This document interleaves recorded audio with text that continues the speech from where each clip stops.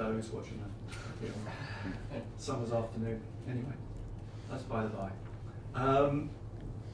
Can we start with personnel injuries? Anybody? Pervader? What's the latest with? We'll have to wait for him. I don't know exactly what will be the time to return to play. Probably 3-4 weeks, maybe more. We don't know. How frustrating has Pervader's time been here for you and him? Yes, it is, because we know that he is talented as a winger with this ability to dribble, to create something from nothing in short spaces, and so far he wasn't available for many reasons. Last week, the win at Sheffield Wednesday, listening to a few of the players after the weekend talking about the game, saying that there are obviously areas that you wouldn't be happy about, but you can iron out on the training pitch. So looking back at that game and this past week, what have you been working on? What have you not been pleased about? It was an important week because we had time to review this game especially, but there was like a short period of time to reset our analysis about our game model, what we have to improve, what we are doing well as well. And I think because this league is long with different opponents, different scenarios, different emotions as well, it's important to keep the consistency, and we improved massively our way of playing from the beginning of the season until now. And sometimes we can struggle a little bit because we have opponents, we have different obstacles, but we are learning from every experiences, and I think this week was important for that, and it showed that sometimes we can, because we are moving forward, but if we lose some specific focus, maybe it could be a step back, and because we think it's probably it's consistent, but if we don't pay attention about the specific elements, we can struggle, and I think it was important this week. You just said that when the season's long, you get to March now, and 11 games left. How do you keep it fresh on the training pitch? You don't want to lose that consistency, as you say, but at the same time, you want everybody to feel like reinvigorated, if you like. Yeah. We reduced the volume a little bit, and we want to keep the intensity level. And yes, we have to manage the fatigue, because it's not only about the legs, it's about the head and the brain and the enthusiasm that we have to play a good football. So sometimes it's a little bit more difficult, but I think because we love football, we like this activity, it's still the connection about the game, and if we can play with our strength, reinforce our confidence, because we know that we can play many things very well, and we can just make some adjustment to reduce our weaknesses, and we can move forward. And how, on an average training day, how does it? How do you break it down now? Because I know obviously Mike Dodds has left, and Alessandro's taken on some new roles within the coaching. How does it work? Who's in charge of what? Who does what? I think the organization was not difficult to reset, because every members of the staff are not just focused on a specific task. We involve everyone in many tasks, and they are aware of the game model, so they can slide from one position to another position easily, and they are involved. So the question of rebuilding the staff wasn't a tough question. I think it was solved after 1 or 2 weeks. Obviously, you have to find the new workflow, but it's not difficult.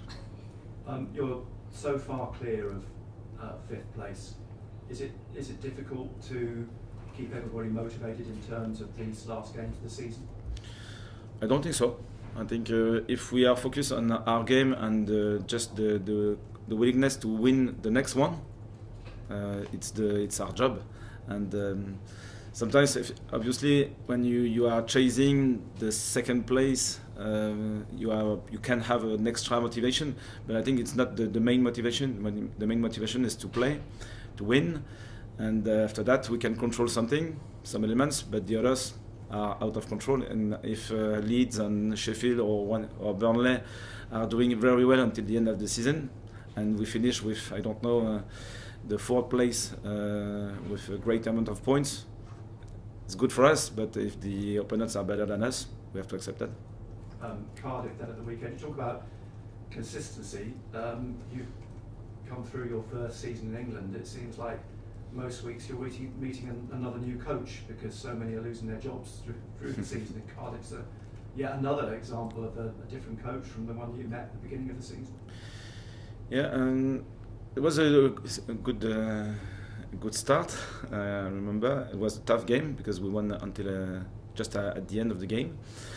And they struggled, but at the same time we felt during this game that they had good players, sometimes a good team, but they didn't find the right dynamic probably, and sometimes it's difficult to understand why it works or why it doesn't work.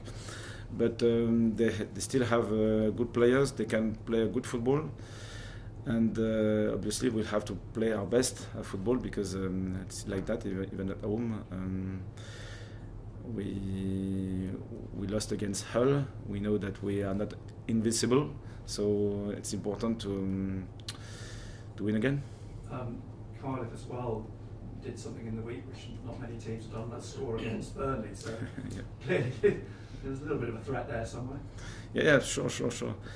They can play a very good football. So we analyze their strengths, their weaknesses, like usual. But at the same time, our main focus is about us, because I think if we play at our best level, continue to improve of well playing, we'll create chances, we will protect our goal, and I hope we will win. And you've just mentioned that whole game at home, losing at home for the first time this season. Is that a timely reminder to the players mentally as well, that to sort of not let that happen again at the stadium? Yeah, it's important. It's very important. And I don't think it was because of an overconfidence. We had other games before when we were on the limit, and it was possible to even to lose at home. So it just means that we have to be consistent every time. And this league is special, really special. If we can't dominate everyone just being on the pitch, we have to work hard, we have to be consistent, we have to be clinical, and so on. Mayenda took his opportunity against Sheffield Wednesday. How is that battle between him and Isidore? Do they push each other, and does it give you more to think about with the selection for this weekend? Good news to have two good strikers. It's very good news. And they are doing well together.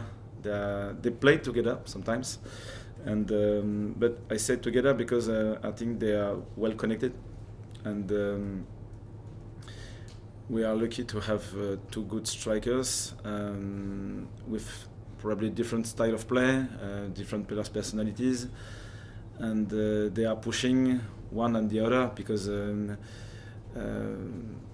they are well connected with the team. They are two hard workers, and it's very positive for a coach, for a team, and for a club like us to have two strikers available with a good efficiency and good connection with the team and so on.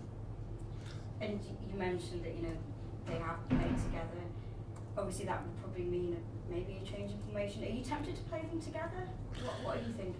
Yeah, it's possible, but at the same time, we still have 11 games left to play, and we have to manage our short squad because we don't have many players available. So at the minute, I'm more in the mindset to manage everyone rather than putting everyone on the pitch. And it's important to finish well this league. And sometimes it's important to refresh the team, and I think it was the case at Sheffield. And Brownie, Leo, Eli started, and they did well. They helped the team, so I think for the group and for the team it was really positive. And Nick mentioned about how do you kind of approach it with your fifth very you're in the promotion places, playoff places very comfortably, but I guess there's still a long time to go till May. So how do you manage that whilst you want momentum, particularly at the end of the season when in all likelihood you will be in the playoffs? Exactly. So it's not finished for the playoff because we need points, probably 10, 12 points to be in the playoffs, and I think it's really important to maintain the level and to gain this momentum at the end of the season. It's because it's important to refresh the team, to use every players available to help the team, and to keep the same consistency about the learning process, the way we want to improve our game model, the way we want to improve some details. And if we keep these ideas, I think we can build a strong momentum until the end of the season. Thank you.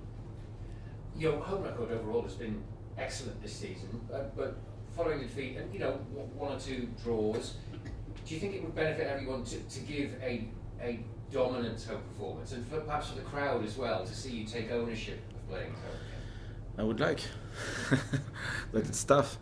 It's tough. I think we had some good periods during the games at home, but it wasn't. Often it wasn't consistent over all the course of the full game, and I think sometimes it was the case about the game level, but not about the finishing zone. So if we can combine both, I think yes, it's our main purpose. But it's like an emergence. It's not just a statement. We want to be dominant at home. We have to create condition for that, and I think we are not too far from this idea. But at the same time, we have an opponent, and they want to stay in the league. They are working hard, so it's not easy. Just one other thing, Nisha and Nick have touched upon it. So you have at times played two up front this season. Do you think the position you find yourself in gives you the luxury to experiment a little, either in terms of personnel or formation, or do you feel it's more important just to maintain your consistency? I think it's still important to maintain consistency. At the minute, we don't have this the opportunity to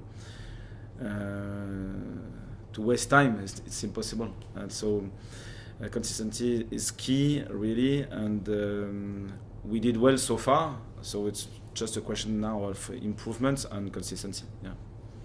Régis, can I just ask, how much have you enjoyed this season compared to your other seasons in coaching and management?